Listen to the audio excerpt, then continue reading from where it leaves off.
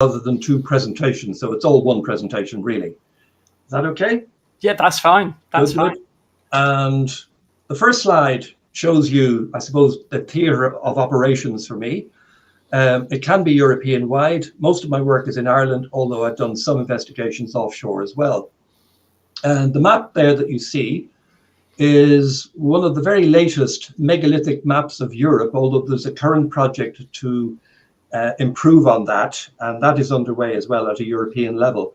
But what you see there are a high density of dots, each representing a megalithic monument. A megalithic means large stone, obviously. Yeah. And we have many, many thousands of these monuments scattered across the whole of Northwest Europe, especially. And last month, actually, I was down in the south of Spain, and north of Malaga, the Antequera megalithic tomb complex is well worth a visit. And that's just a frontal shot of the largest dolmen, as they call them, although that's not a term we use, which is a megalithic tomb which dates to about 3,800 BC. Wow. So extraordinarily early in the megalithic tradition. And what you've got there are the large entrance features, a passage into a burial chamber. And what's fascinating about this particular monument is that when you're inside looking out, the orientation and viewpoint is on a particular mountain about, say, 8 or 9 kilometers away, which presents a profile of a human face in recline. And it is extraordinary that they chose this particular location for the tomb, so that when you view the monument in that particular direction, it is facing this human face, anthropomorphic. So that the mountain itself in the distance is part of the ritual landscape, the archaeological landscape of the tomb itself. So that's just a taster. The next slide shows you the timeline in which we operate in archaeology particularly. And down the left-hand column, you've got Mesolithic, Neolithic, Bronze Age, Iron Age, early medieval. The one at the bottom, early medieval, is the transition from prehistoric into historic. And that means before writing began, when writing began. If you look at the time frames for Mesolithic, that's extraordinarily early. In fact, we've now redated that to nearly 9,000 BC for the island of Ireland. The Neolithic or New Stone Age divided up into 3 sections. And you can see that in broad terms, they're roughly about 500-600 years in terms of depth, early, middle, and late. Bronze Age, Iron Age, all reflecting the introduction of metal, in a sense.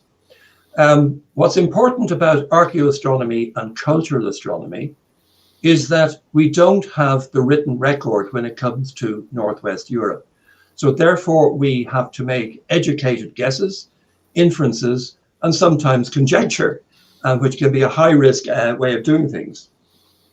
And I just threw in this because at the moment we have in Trinity College Dublin running a brand new exhibition for the Book of Kells, regarded as Ireland's greatest literary treasure. And it was started in the island of Iona and came to Ireland to flee or bring it safely to Ireland away from the Norse invaders of that part of the world up in the north of Scotland. And there it resides now since the 17th century in Trinity College. But this book, written around the 8th century, is regarded as a metaphor for the transition from pagan to Christianity. And we have older writing going back to the 5th century, believe it or not, but I don't have that example here. So that's really to make the point that before the early medieval, we do not have the written word, so we don't have written evidence. So everything has to be inferred from the monuments and the archaeological excavations and what they retrieve. An earlier form of writing, if you could call it that, is Ogham or Ogham. And in Ireland, we've got about 400 of these stones, and these date to about the 5th, 6th century. So just before writing came in, or in parallel with. Notice the grooves on the stones and notice the distribution map. We've got about 400 on the island of Ireland, but there's also a collection in Cornwall, Wales, and up into Scotland as well. And what these stones show us, and they have been decoded, they are engraved along the spine of the columns, and you can see that the length and spacing of the lines vary. And this is an early form of writing, and it's been decoded, and the alphabet is now known to us. And it tells us that these stones commemorate individual people or names in every case. So that was their function. And so they're an important source. So behind the Ogham stones and the era of that, we have got no written evidence at all.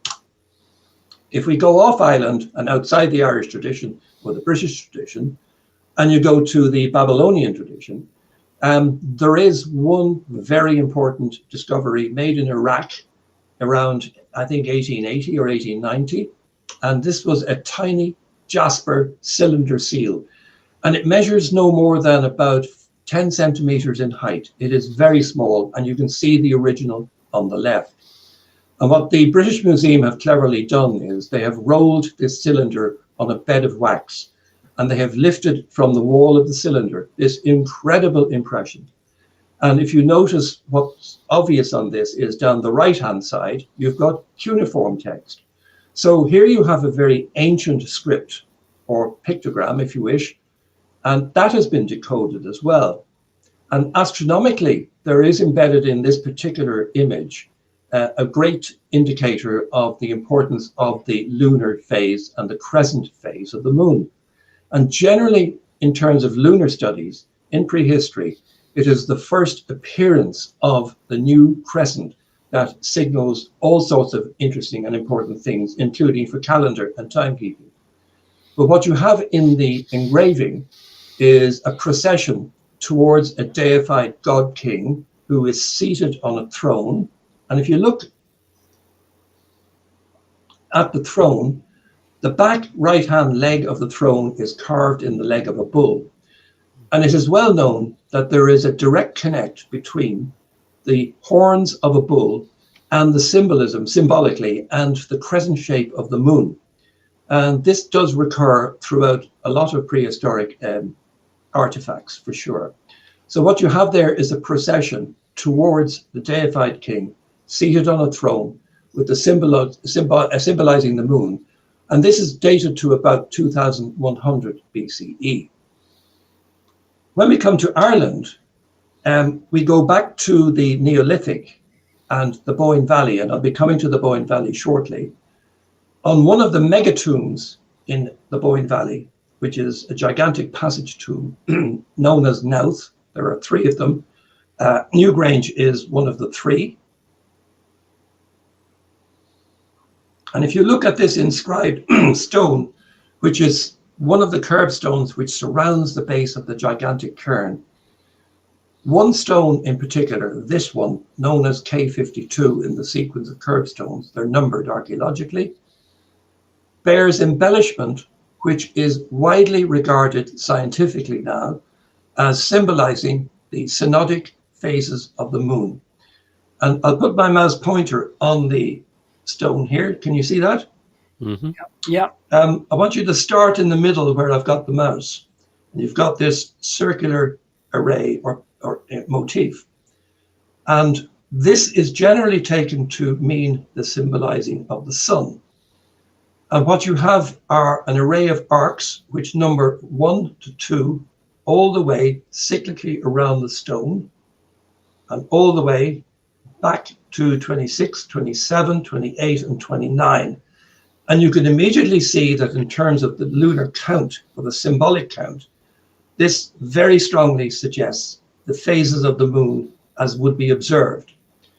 And what's very interesting here is that if you look at this, is a laser scan, by the way, so it is very high density and resolution. Let me just go back. I've just hit the wrong one. Have a look at the crescents. And we analyze these by zooming in, and we can infer that the crescents are in fact symbolized behind the symbol of the sun. Now imagine yourself in prehistory and you're looking at the sky and you have no perception of depth or indeed of what is behind what. And to an observer in prehistory, if something disappeared, intuitively, logically, it would disappear behind the dominant object. And that is what is depicted here and adds to the evidence that the moon disappeared from view. And hence we get this period, this 3-day typically period of dark sky, dark moon. And then you have the emergence of the new crescent here, number 1. So if you also look at this serpentine in the middle of the stone motif, and you count the number of turns, you also get 29. And the synodic cycle can either be 29 or 30. And in terms of prehistory, both occur in terms of the evidence that survives. So this is one of our really most important engraved stones in megalithic art. And what's interesting is that if you count all of the stones in Ireland which bear megalithic ornament, we have in excess of 70% of the total corpus of megalithic art in Northwest Europe. So something very special was going on this island in terms of megalithic development and advancement. If I jump to Orkney, you will all know the famous Maze Howe Passage tomb. And Maze Howe Passage tomb was built a century or two after Newgrange. Nonetheless, there is clear evidence that there was connections and voyages taking place between the island of Orkney and the Boyne Valley down near Dublin. And artifacts were brought down, and there was trade, there was exchange. We have the evidence archaeologically. What's really important about Maze Howe is, even though it is later than or younger than Newgrange, it has a passage into the mound which is well recognized as being solstitially aligned on the winter setting sun. So this is an indication that some of these monuments have astronomical alignment. And we'll talk about that in a little more detail in a moment. It's important to also say that not every monument is astronomically aligned, even though a lot of the pundits would wish it to be so. Not the case, unfortunately. And my own work on the alignment of passage tombs in Ireland throughout the whole island would indicate that just a small number are astronomically aligned. Others have interesting alignment on other things in the landscape. So that's the distribution map on the right of the passage tomb tradition. Now, what I should also mention here is that in archaeology, we classify or create a typology of tomb types. And there are many different tomb types. But in all of them, and I'll give you the names, there are court tombs, wedge tombs, and then the passage tomb. The passage tomb came latest in the sequence. And in terms of sophistication and ornamentation and importance, they are ranked as being the supreme example of tomb building for a variety of reasons. If we come down to the Boyne Valley, which I've mentioned earlier, Orkney being way up to the north, about 800 kilometers away, and it flabbergasts me to think that in the Neolithic, seagoing voyages were undertaken at that time over that distance. So there was contact, there was exchange, and the artifacts prove it. But here you have a restored monument, passage tomb at Newgrange, 3200 BCE. And if you take a moment to dwell on the architecture of the monument, it is gigantic cairn, dimensionally about 90 meters in diameter. From ground to summit, it's about 12 meters. And surrounding it, you can see some standing stones, a ring of standing stones. And the very latest research on these now indicates or dates these to be contemporary with, I'm just going to go back for a moment. These surrounding circle of stones are contemporary with the monument itself. So all dating to around 3200 BCE. Why build a monument as big as that to house a small chamber inside in which were interred the cremated remains of, we now have the latest research to indicate, an elite. So it wasn't everybody who got buried in these tombs. And this research would indicate that at Newgrange, at least, the remains of an elite were being buried. There's also evidence to show from ancient DNA and genomic analysis now, a very controversial theory, but backed by the genomic evidence that there was incest practiced in order to probably preserve the royal line. And that has a parallel in Egypt, interestingly. The references are given and they're at the end of my talk. So inside you have a burial chamber, but outside you have this incredible frontage of quartz. Now, the restoration was carried out in the late 60s and early 70s by Professor O'Kelly, and controversially, he reinstated the whole mound, much of which had collapsed, out onto the ground between where you see the frontage now and the ring of standing stones. And he took the bold decision to put reinforced concrete behind to basically hold the monument from future collapse. And then he faced the monument with all of the quartz that was found on the site. So none of that quartz, and indeed the granite boulders which are dotted into it, were imported. Everything on site was restored. A lot of people find difficulty with this frontage, but internally the architecture is secure. The right-hand side map shows you a distribution map of these passage tombs. And as I said, you had court tombs, a different architecture. You had wedge tombs, a different architecture. And then you had the passage tombs. There's a little bit of overlap chronologically, but the passage tombs by far and away are the superior or premier crew, if you like, of the passage of the tomb building era. The black dots show you about 220 which survive on the island. The red dots show you those which have an indicated astronomical alignment of interest. And we'll chat about that in a moment. But outside, you have an entrance as you go into this tomb. Now, there is no other tomb on the island as sophisticated and embellished as this. And outside, you also have shadow casting phenomena, which I'm simulating here, so that seasonally, at key times in the year, depending on the alignment of the sun, the shadows are cast by the standing stone, one after the other, onto the curbstone at the entrance. So that is one interesting phenomenon. And I've published a paper on that, which you can easily get now on the reference list, called Shadow Casting Phenomena at Newgrange. But what you have here is a symbolically important entrance. And look at the sophistication of the carving on this stone. 5,200 years old, a little bit eroded by weathering, but still holding its own. And it gets covered at night, you'll be glad to hear, with protective covers. You have a door stone on the right-hand side. You can see that there with my mouse pointer. And then you have an entrance passageway. And that leads for 19 meters inside the tomb to a burial chamber. Overhead, you have a lintel stone. And most importantly, you have an additional opening called the roof box. And that is a slot, which from when you're inside the tomb, you can look out at ground level and see the horizon. Now, no other tomb on the island, or indeed in Europe, has such a construct. This is unique. And I'll take you next on a journey into the tomb. And this is a laser scan.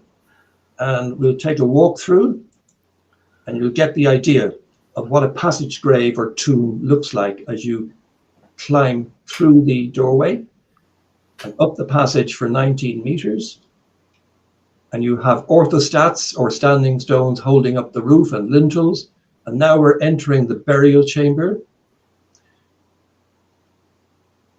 And the shape of the ground plan or the shape of the burial chamber is cruciform or cross-shaped, a right-hand recess, an end recess, and a left-hand recess with a basin stone, which were the places they deposited these interred remains.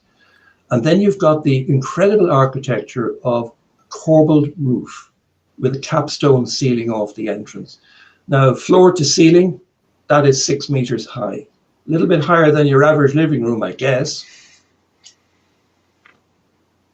What's also amazing is that the corbelled roof slab stones are inclined so that rainwater drains away outside the chamber And there are also, as was discovered during the excavations, grooves, which are rainwater or gutter channels.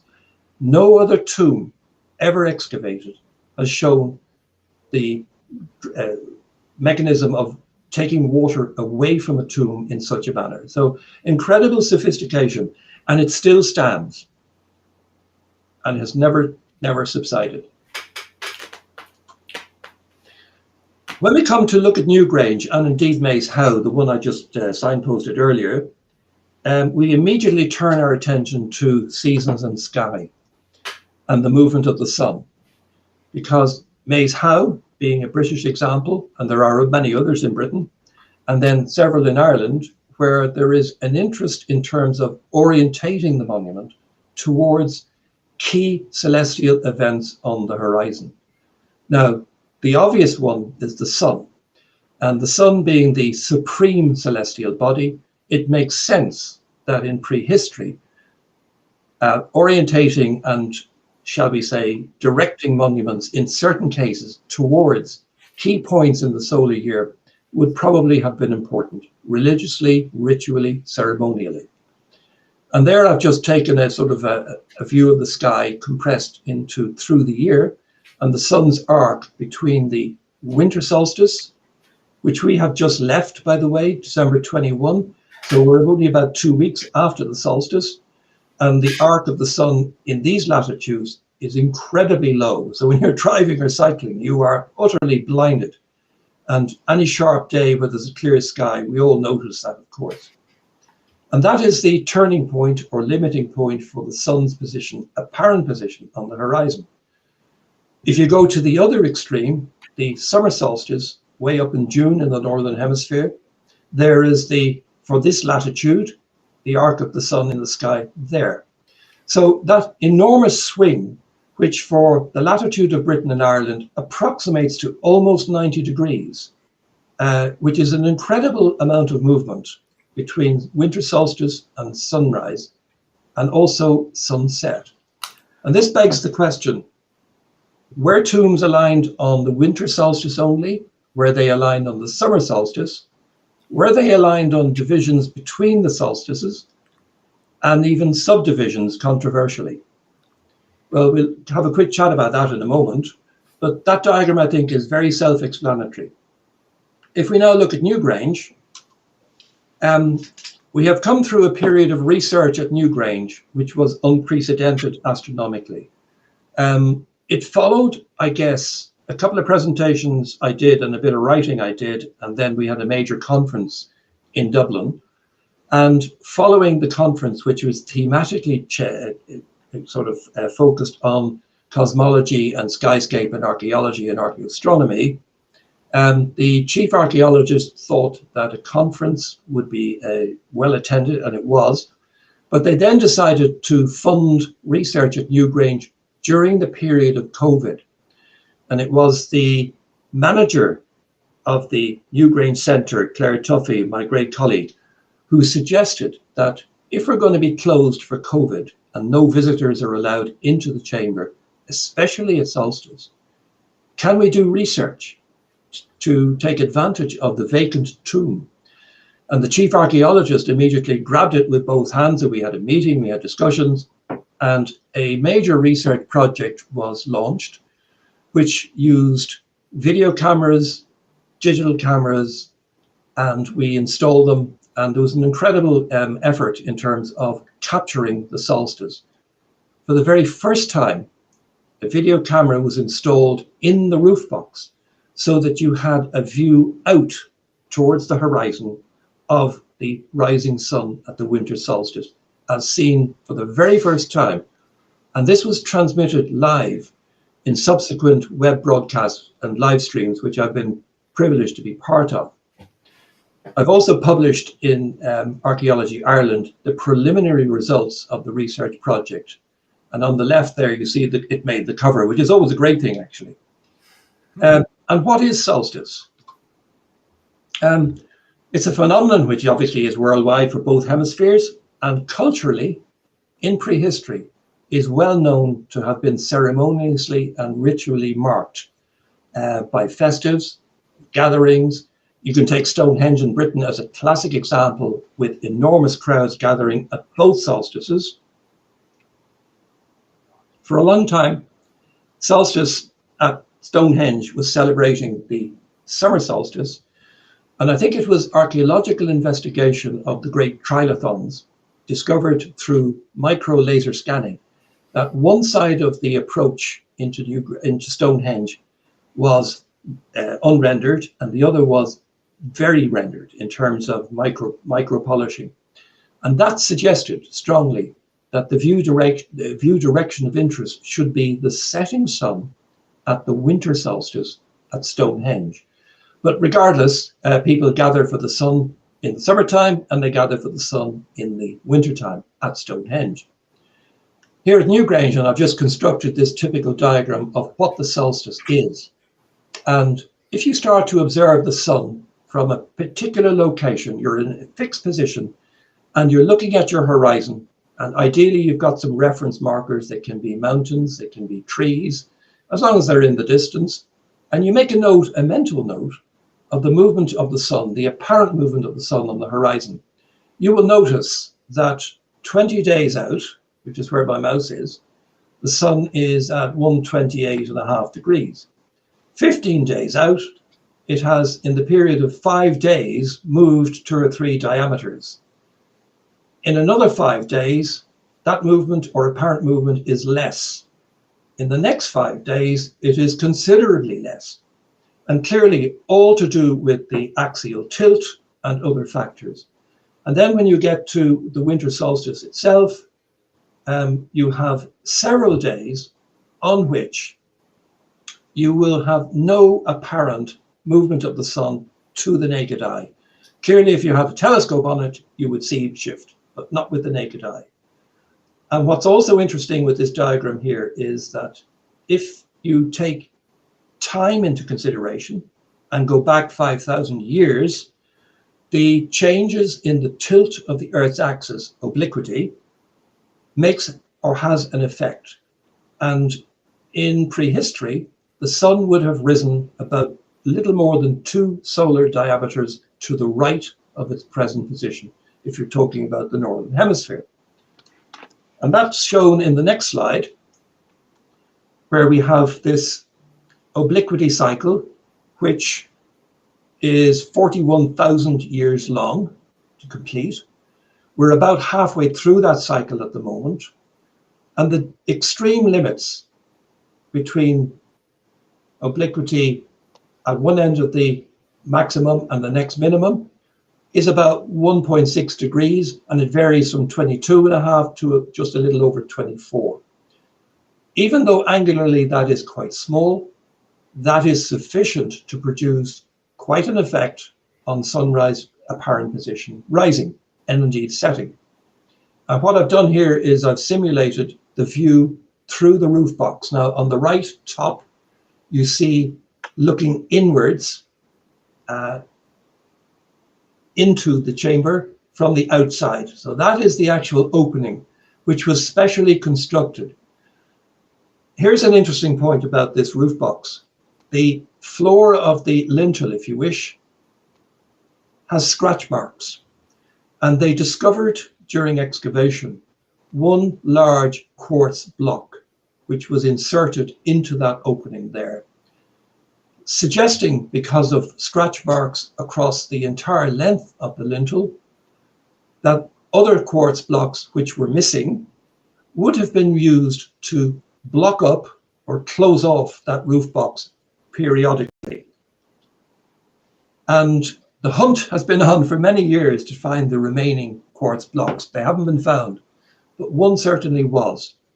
And what's this telling us? It's telling us that in the Neolithic, the users of the tomb had the power ritually to control the light.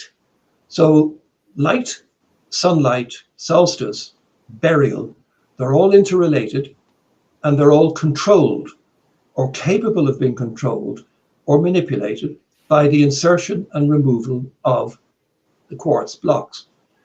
Quartz, being a very special mineral, was sourced in County Wicklow, 80 kilometers to the south on the mountains. You remember that slide of the frontage of Newgrange? All of that quartz was brought a distance of over 80 kilometers up to Newgrange. Now that is one considerable effort, irrespective of the effort that went into building the huge tomb itself. They also went to the coast to the northeast of Newgrange to procure different kinds of geology or lithics, especially granite cobbles, and they were brought down. So great attention and interest was given to particular stone types and color, and especially quartz. Quartz is generally regarded as having been imbued in prehistory with enormous religious, cultural symbolism. It meant something. So the bottom diagram there shows you the view through the tomb as it is now, AD 2000, and then 5,000 years ago. And that simulation I've created using a blend of, astronomical software and, photographic imagery of the view outwards. So we can actually tell a lot about what went on then compared to now. The obliquity cycle will be well known to you, and we are currently about halfway through that cycle.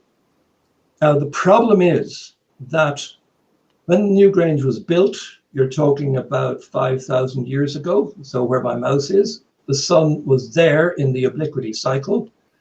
And between then and now, it has moved about 2 diameters, a little more than 2 diameters in azimuth. And it will continue, that cycle, it will continue up until 12,000 AD. So at the moment we were, that's going the wrong way on this graph. So about 5,000 years ago, the sun was there, it's here now, and we are losing the sun at Newgrange. And if you go back to that previous image, you'll notice that currently the track of the sun, when viewed from the burial chamber, is very much to the left-hand side of the window or roof box. In the Neolithic, it would have been much more central. So they were targeting and aligning the passage on the sun as it was rising then. And our knowledge of astronomy does allow us to make these corrections and changes. So Newgrange, the bad news is, will go dark, I would reckon, in a couple of thousand years, which is why I've suspended my retirement. I have to be here to see the darkness. Anyway, that will happen, and it's inevitable. And the heritage people don't want to know. Bad news. And here we have a little simulation which shows you. Here I want to put a nail in the coffin of the precisionists, who often argue that in the Neolithic there were precise astronomers who practiced, sky watching, and they may well have done so. But all you need is reference markers on the horizon, and you need a memory. And once you've got those 2 factors, you will intuitively know year after year where the limit of the rising or setting sun will be, winter or summer solstice. It's actually quite easy. Conveniently at Newgrange, there is in the distance an array of conifers there. And I've suggested again to the heritage bodies that we need to put a preservation order on these trees forever. The reason being, when I play this, you will see where the sun rises in the present day, about here, and 5,000 years or so ago in the Neolithic.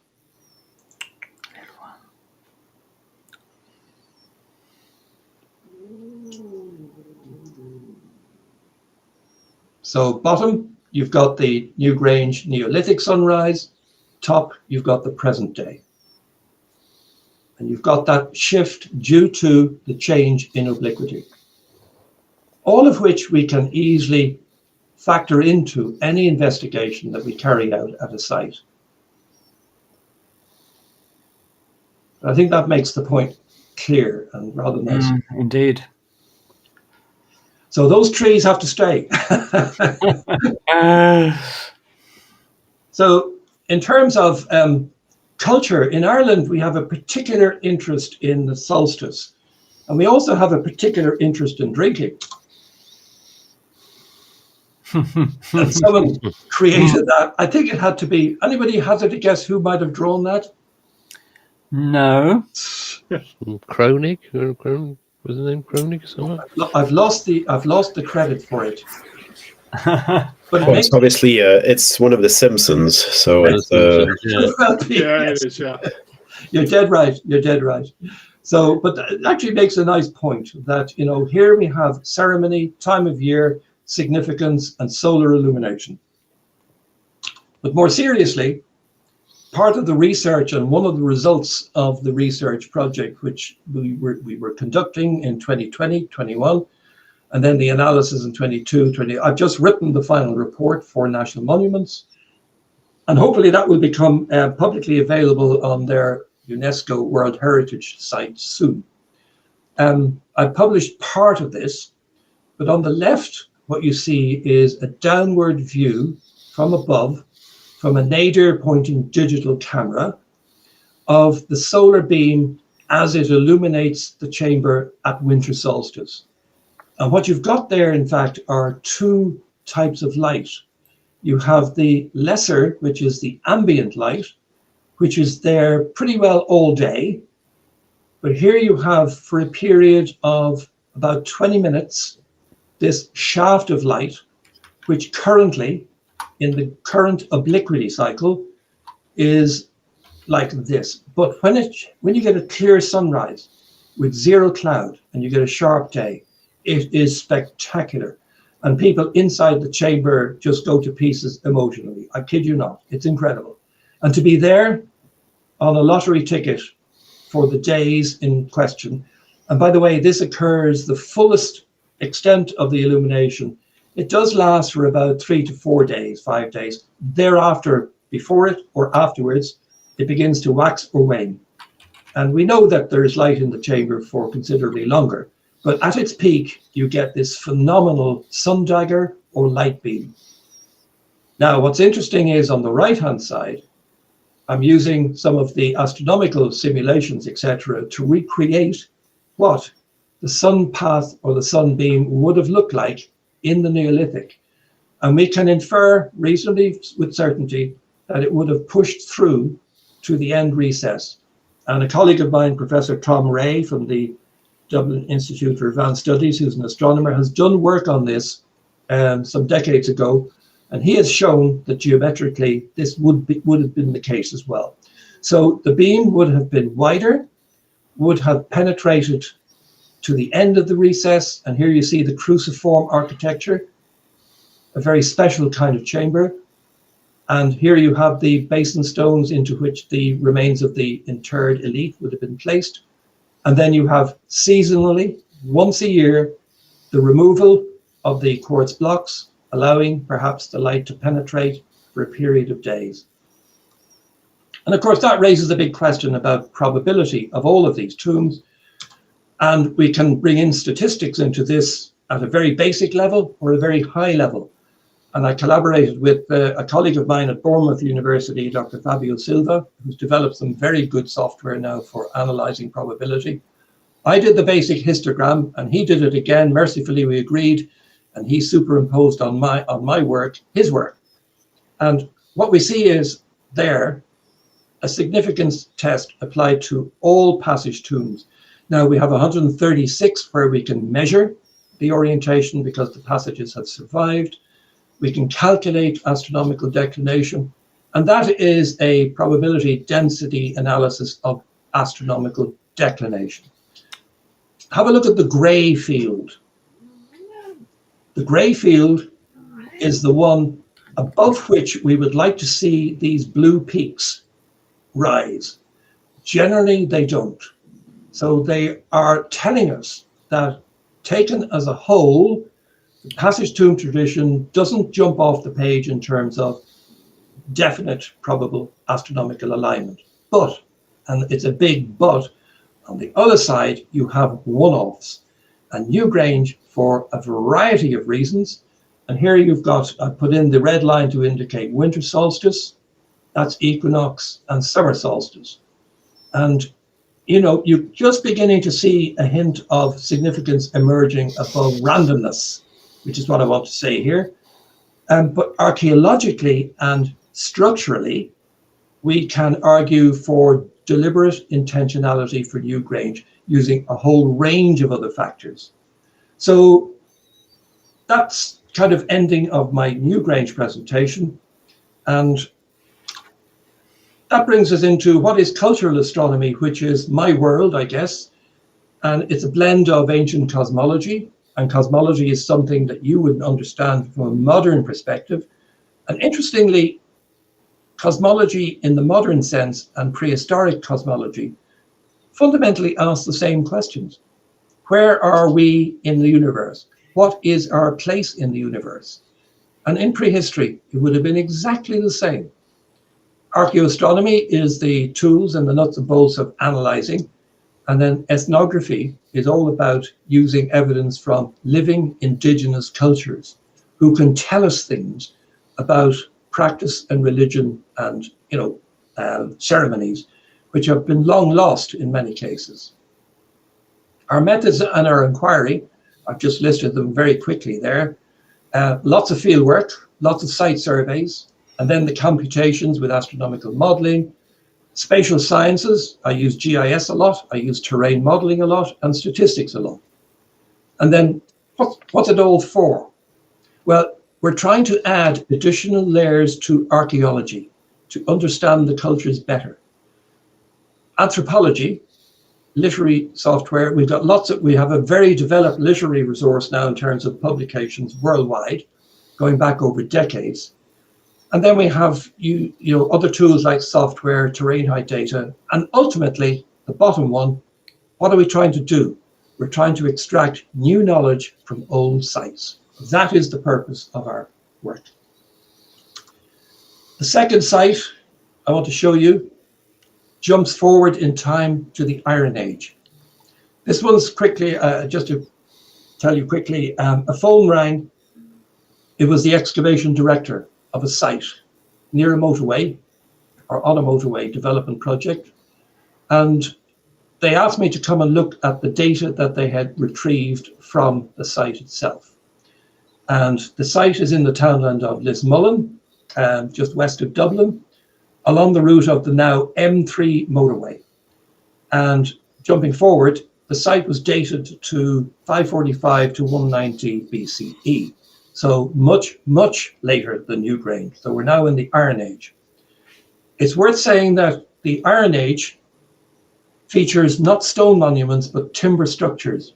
And for that reason, given the time depth, most of the timber structures disappear. They rot. No trace exists above ground. And for that reason, archaeologists love the term invisible people when they describe the Iron Age societies of that time, because it is so hard to get evidence of what they did and where they did it.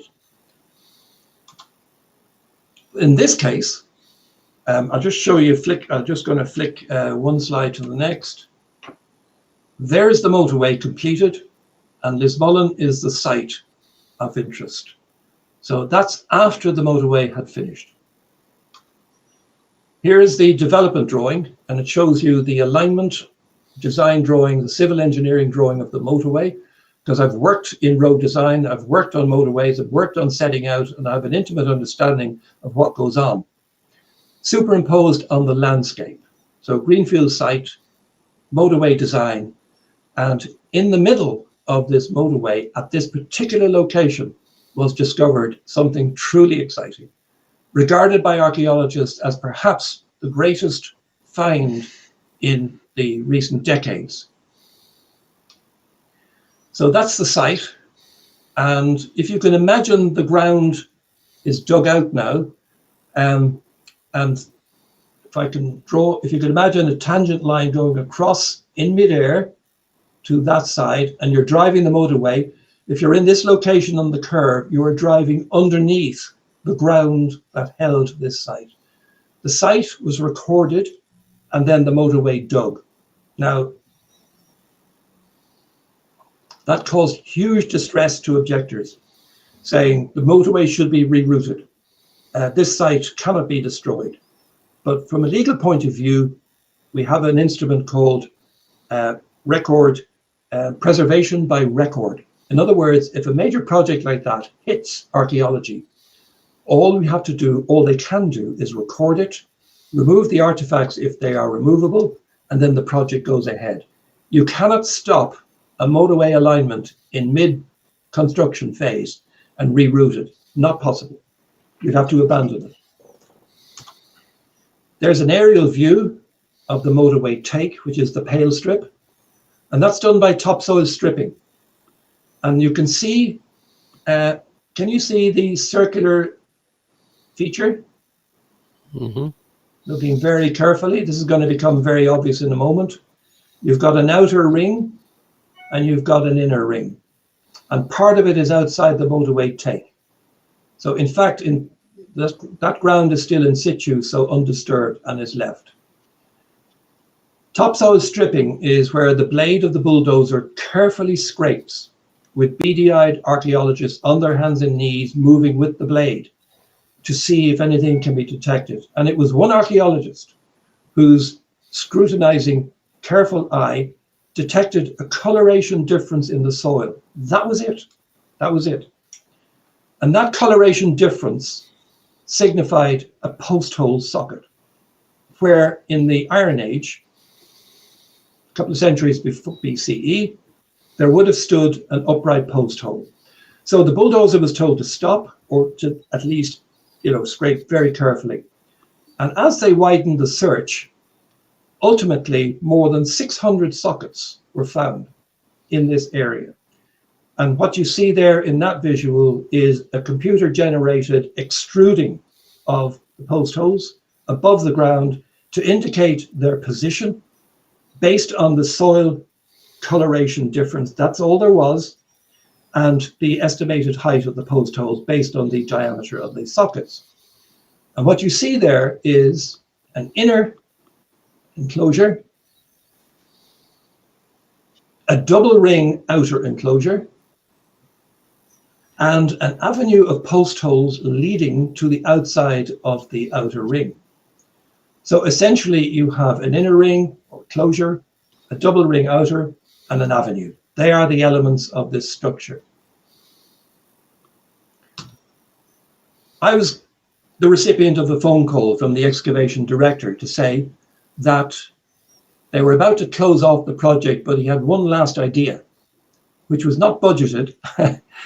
And he said, there's no money in this, Frank, and we would like you to look at our data set, because I have a sense that maybe there is something astronomically important in the alignment of the avenue. So I asked them to send me the data set, and that's just a tiny sample of each post hole is numbered, and every post hole was surveyed by GPS, so centimeter precision on everything. So an incredible data resource, and it was retrieved by the excavation archaeologists with incredible care.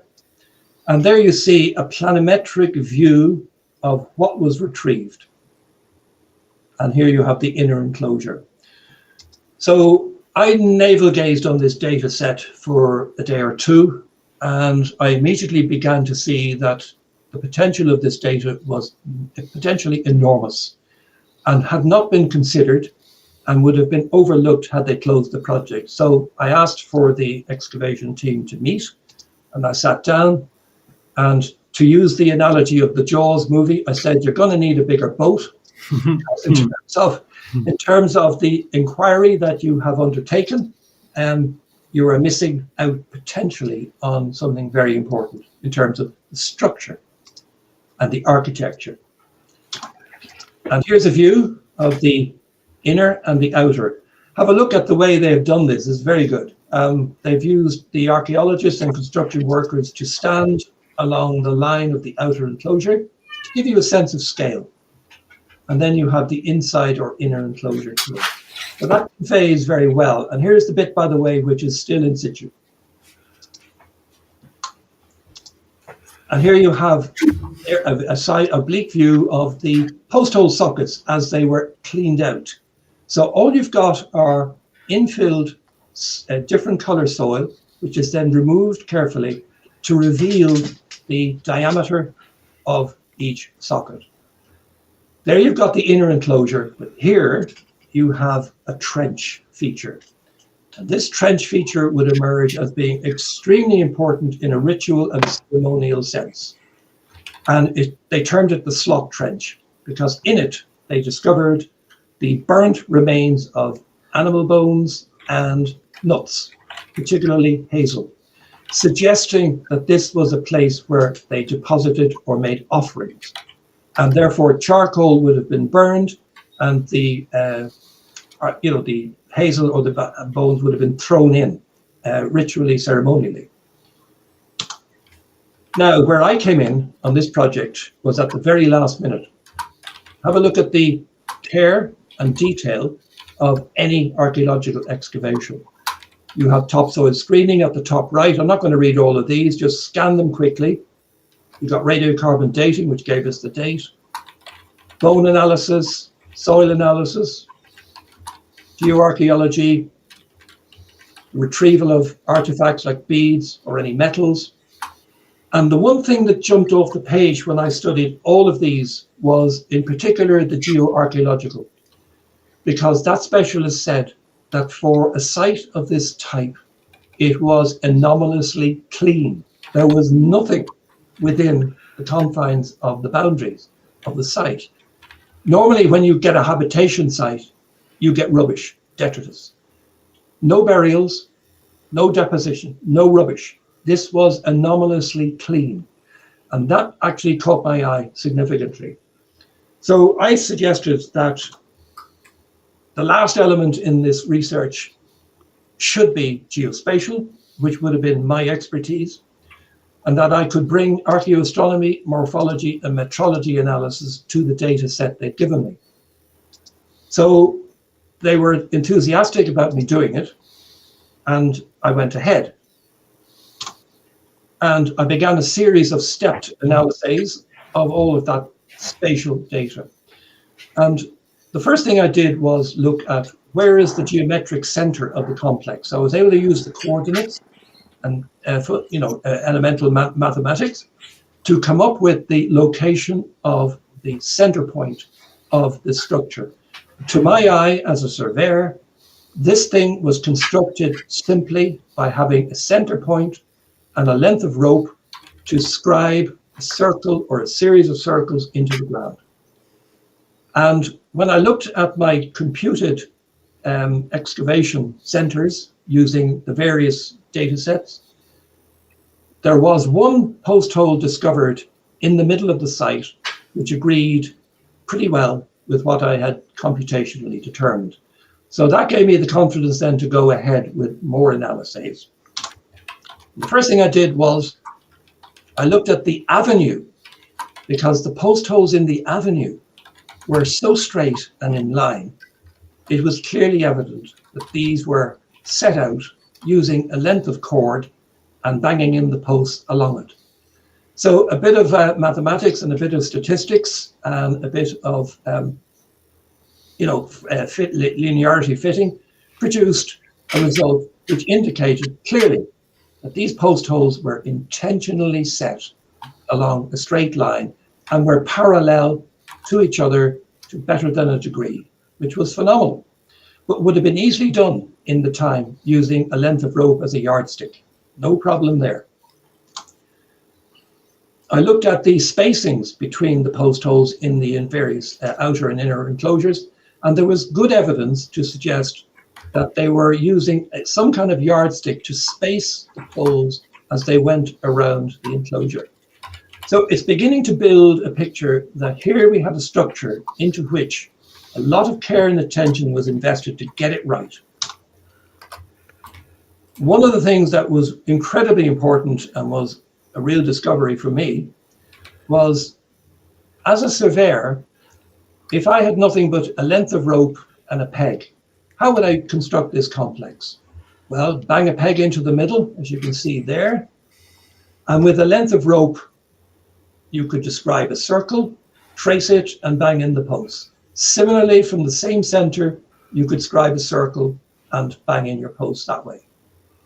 But what was more important and fascinating was that if you looked at the proportions of the dimensions to each other in the structure, I was able to argue that if you take the inner enclosure as a radius and you scale it up 5 times exactly, you get the outer enclosure.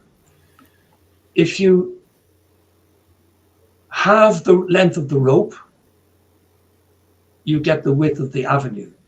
If you halve the length of the rope, you get the spacing between the outer posts of the entrance feature.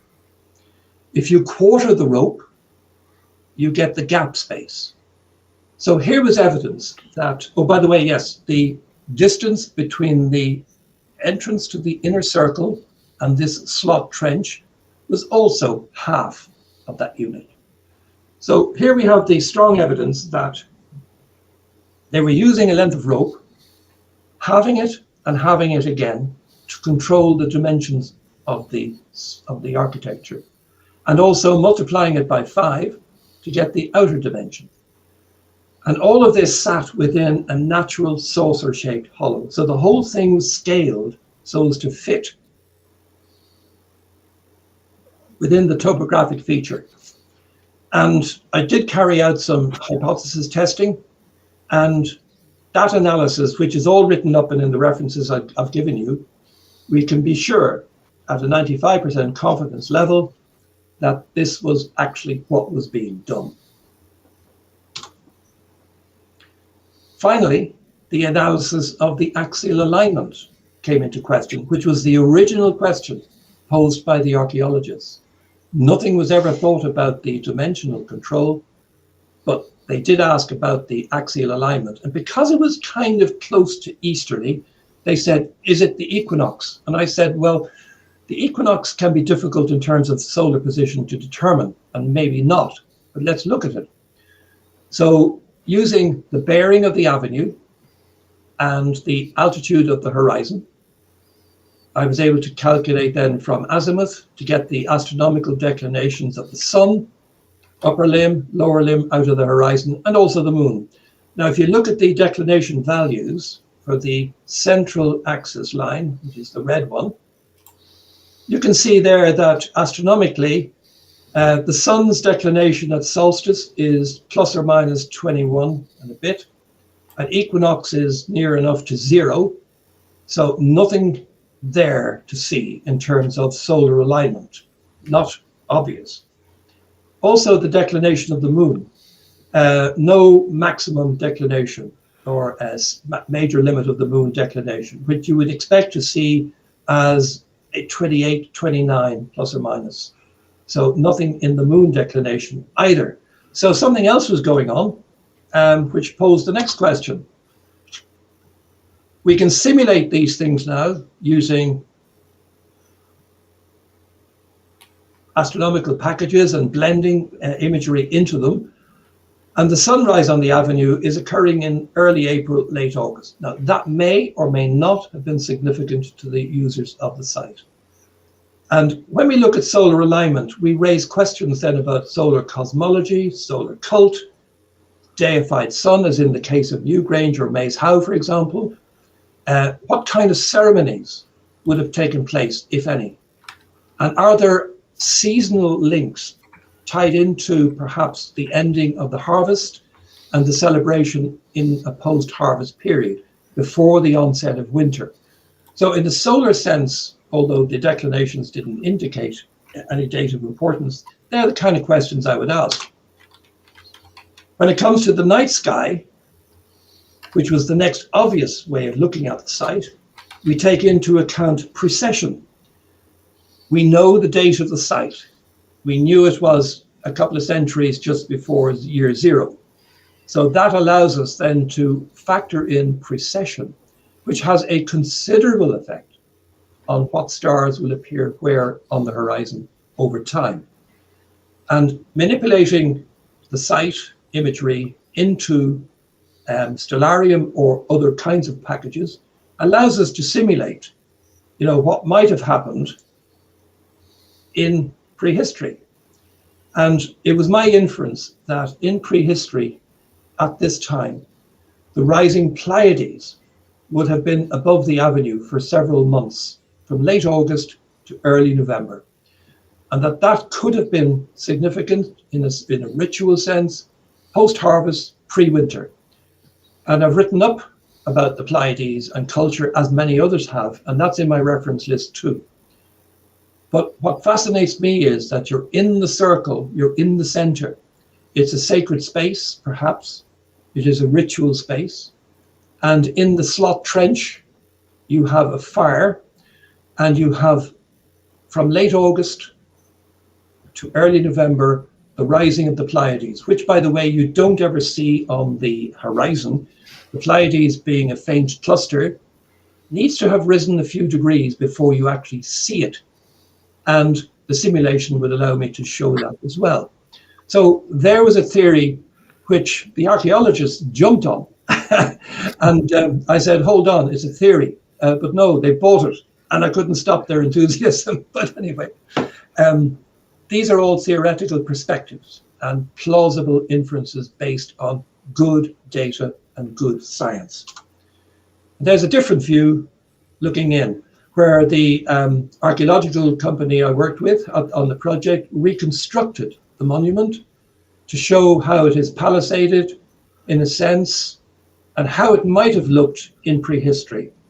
And they know that that is the case from all of the vegetative remains that were discovered in the soil, including, by the way, decorative floral wild roses. So it seems as if this was a revered site, as I said before, archaeologically and chemically clean, no habitation, no burials, probably therefore reserved for assembly, ritual and gathering at auspicious times of the year.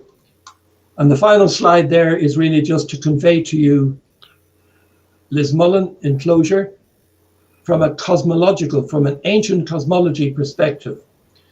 It is now widely understood that in prehistory, based on anthropological and ethnographical information, that people regard the world they live in as a tripartite world. By that I mean, you have the lived-in landscape, you have the underworld, into which all celestial bodies set, out of which all celestial bodies will rise, except for polar stars, of course, circumpolar stars.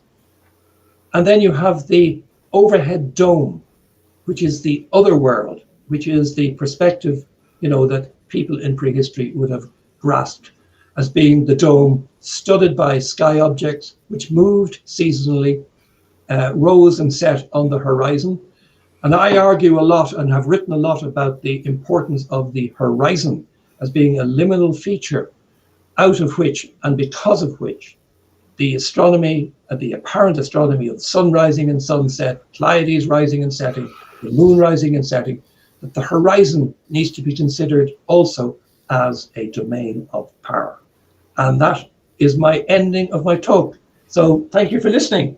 And my references are at the end, which I think Andy will circulate to you. So happy for questions. Thank you very much indeed, Frank. That's absolutely very interesting. Absolutely fantastic. Very interesting. A lot of food for thought there. Before we go over to the panel, can I just ask you a couple of questions, Frank? Yeah. This one came in, it's on my phone, so apologies for that. Robin Edgar of the Irish Megalithic Research Group says, what do you think of his and other researchers' hypotheses that solar eclipses are represented in the megalithic art of Lachcrew, is it? Knowth and Dowth? Well, my view on that would be, and I would be very much with scholars of megalithic art, like, Professor Murray O'Sullivan and some others that I know. We obviously have no record of what was intended, and the meaning of megalithic art is a hugely contentious subject. In some parts of Western Europe, there are clear indications on some of the engravings where the art represents anthropomorphic form, or it can represent, for example, implements used like spears, stone tools, axes. There are a few examples of that. In the Irish tradition, apart from one stone at Knowth, which George Ogan thought was representative of a human face in a sort of a vague kind of a way, outside of K52 at Knowth, which I illustrated as being a very good example of representational art with meaning, which could be astral in its association. The idea of eclipse, I'm very firmly with many astronomers on this one, that prehistoric people, unless they engaged in long-term keeping of astronomical records, there is no possibility that they could have predicted eclipses, in my view, at that time. Right. That would be my strong view on that one, at that time. Okay. Actually, I've just noticed that Robin's actually in the chat. Hi, Robin. Thank you for joining us. I don't know whether you can see the chat window, Frank. Yeah. Yeah. If you Coming up. there's a further question from Robin. Yep. I don't know whether you can see that. Beginning, does Dr. Prendergast agree that? Yeah. Okay. I mean, it is a theory. What I like about K52 at Knowth is that there are complementary strands to the idea that they are depicting or transferring what we call in cultural astronomy cosmovision down onto the stone. And it's almost as if they are imbuing their worldview onto the face of that particular stone. If you look at the individual motifs on K52, they do occur on many, many other stones, but not arranged in the sequence that they are found on that particular stone. So K52 is extremely important. Taking that forward, you then ask the question, can any of those symbols be representative of solar elements? You know, the sun disk, the lunar phase, even star symbols, you know, because you look at the sky and you see something that twinkles and it's kind of almost jagged. It is conceivable, but it can't be argued, I think, very strongly. And, you know, it's up to the individual as to what they want to see in the art.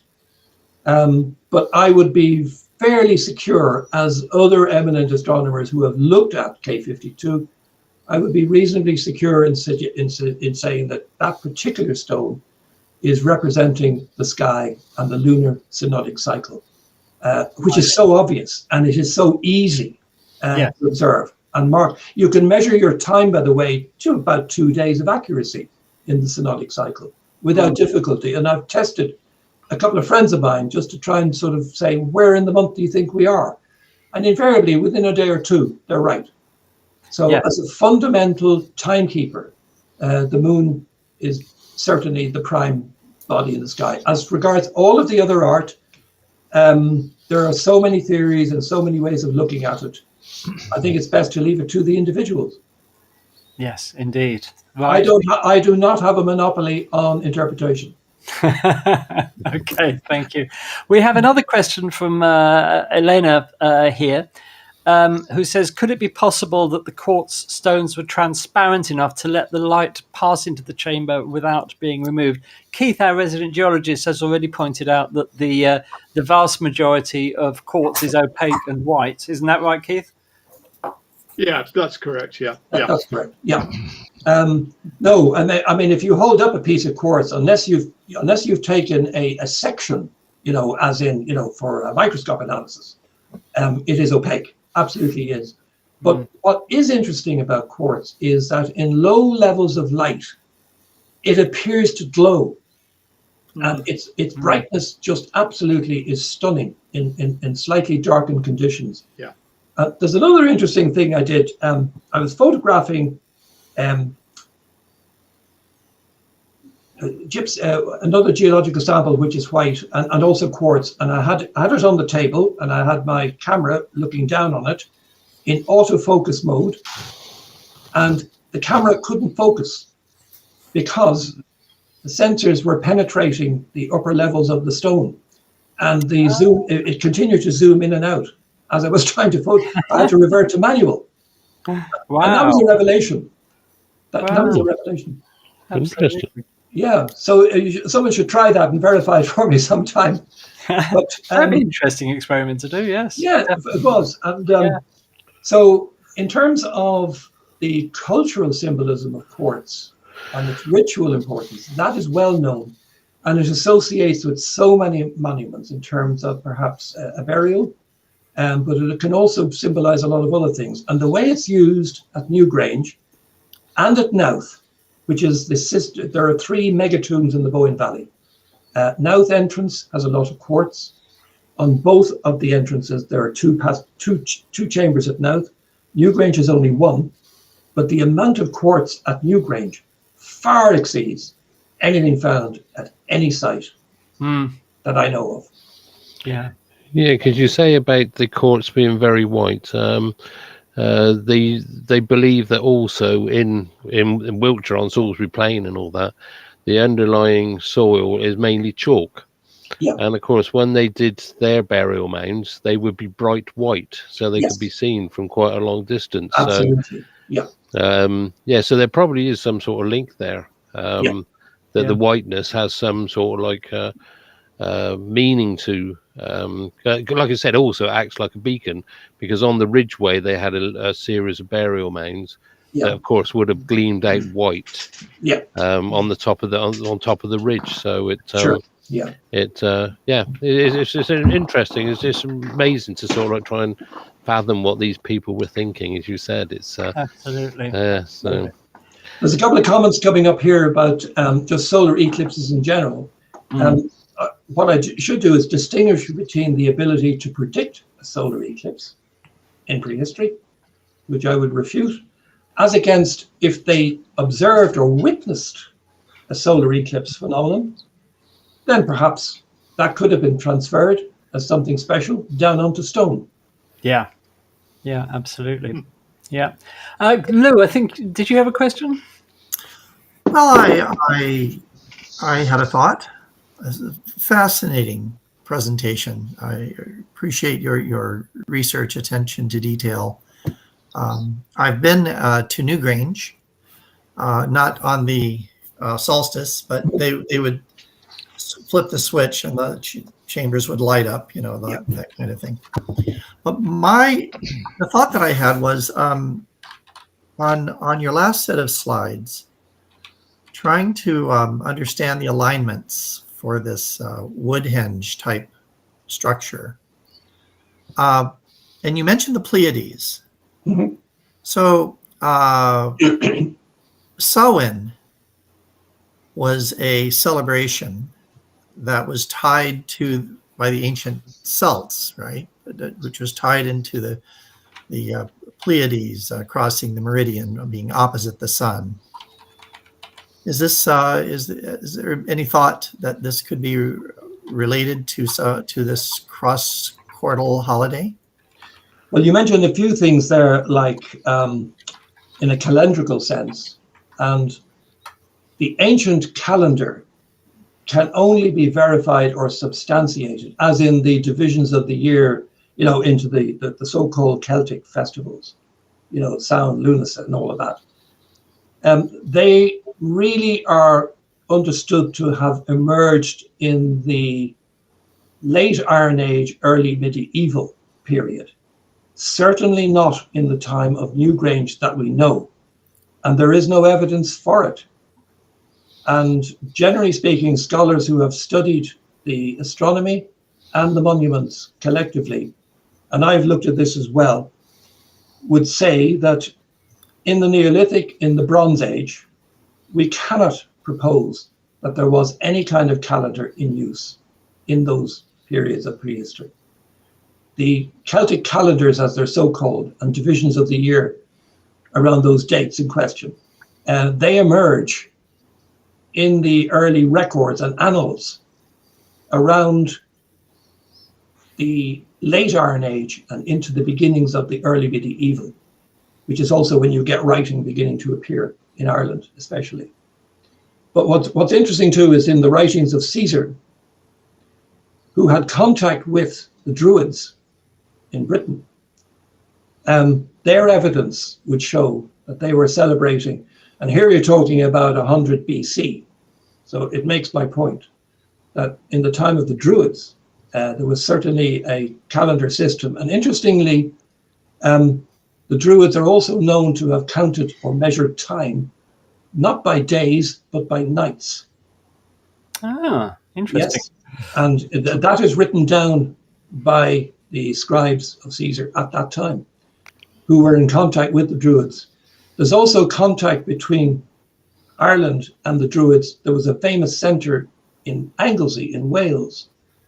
And in Wales, there was a Druidic centre to which Irish are certainly known to have gone, because certain artifacts from Ireland have been found in Anglesey, so that you can attribute a journey made from here to there.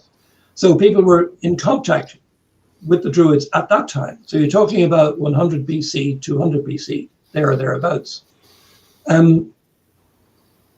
What's interesting too is this notion of Celtic. We are Celtic linguistically, but we are not Celtic racially. There's a big statement. And the Celtic language, of which Ireland is just one of a whole grouping, is certainly well understood. But the Celts themselves, as a mid-European race, certainly never came here. But Celtic influences are certainly here. And that's indicative of trade and exchange and contact. Right. So you get Iron Age, Hallstatt, decoration on swords and scalbards, all that sort of stuff in Europe. And the same stuff appears here. And it indicates that there is trade and exchange and contact going on, as you would expect. But from a Celtic, to label us as Celtic is actually a little bit of a misnomer, I think. Okay. Yeah. We make a lot of money on it, so don't knock it. We were talking about, as you said, the second part of your presentation was about sort of like a wooden henge. Well, of course, we've got the same sort of thing with Stonehenge. Everybody sort of like associates Stonehenge with the standing stones that are still there now. Yeah. But that's what they associate as being the monument. But the monument to the landscape extends far beyond that, and you go 2 or 3 miles to, I think it's the northwest or east, and you got a place called Durrington. I know it. And there they found a massive henge which predated. Which predated Stonehenge. That's and right. Again, that was a wooden henge. It was. And also Stonehenge, where they put the lintels on the actual standing stones and that, they actually used wood making techniques. They used mortars and... That's absolutely right. Yeah. Which is astonishing. Which is astonishing. But what's important about these landscapes and archaeological complexes is that they are multi-phase. Yeah. They don't arise instantly with the click of a finger. They have a time depth of many hundreds of years. And Stonehenge being a classic, the more they dig, the more further back they go. And what's also interesting about Stonehenge is that it was a place of gathering, and it was a destination. It was the go-to place, especially they think at winter solstice. And that's very useful evidence because of the way that the depositions are analyzed and the feasting that went on. All the evidence is in the ground, and you get more and more retrieved evidence to show that. And the important parallel for that is that we can apply that kind of thinking to say that at Newgrange, people gathered probably seasonally, as they do today, which is fantastic. And Lismullen, probably no different. These would have been places for, local communities. Interestingly, with population, I'm often asked the question, what was the population of Ireland in 3000 BC? And I had done my own very primitive investigation, but more serious scientific excavation came out with a figure of about 500,000 in the Neolithic at that time. But if you think about it, 3000 BC is the Neolithic, say the middle. Human habitation goes back a further 6,000 years before that, which is astonishing. Yeah. So you have what are called Mesolithic, hunter-gatherer societies who obviously traveled as the ice sheets retreated. So you're now getting into glacial and post-glacial analysis of landscape, which is an amazing subject. And as you see the ice sheets retreat and the climate warms, people are moving northwards and beginning to settle what was previously uninhabitable terrain. There were also obviously much lower sea levels because ice had been abstracted by the ice sheets. And interestingly, I was looking at the latest project on glacial covering of Ireland in particular, but Britain as well. There's a project that was run by Sheffield University called Brit Ice, and it incorporated Irish and British geologists. And if you look at the old geology books, you see that Ireland was covered to a depth of 2 kilometers of ice. Wow. Yeah, Now, hold on. yeah, it's true. Yeah. And but not all of the island was covered. The latest research would show you that Ireland maximum ice sheet thickness was about 900 meters, but the total island was covered and offshore as well, going out onto the continental shelf. So it was a much bigger ice field, but not as thick, probably about half. And the geological evidence is amazing because there's about, let's say, a dozen ice-free peaks above the 900-meter contour where there are no scratch marks. But as soon as you go below that level, you see scratch marks from the ice sheets evident in the bedrock. Yeah. And this proves the thickness of the ice sheet at that time. So that's a comparatively recent find. One I found fascinating. In Stonehenge, when they did geophysics surveys, they found these, what were seemed to be sort of like, they thought they were linear features and that they'd been man-made. But when they scraped it off, they found that these grooves were sort of like a bit wibbly-wobbly. And they, in the end, after investigation, they decided that was caused in the chalk by the ice sheets that covered that area. Yeah. So, the ice did come down a long way. And as you said, but we also had the land bridge between Britain and Europe. But I mean, I noticed the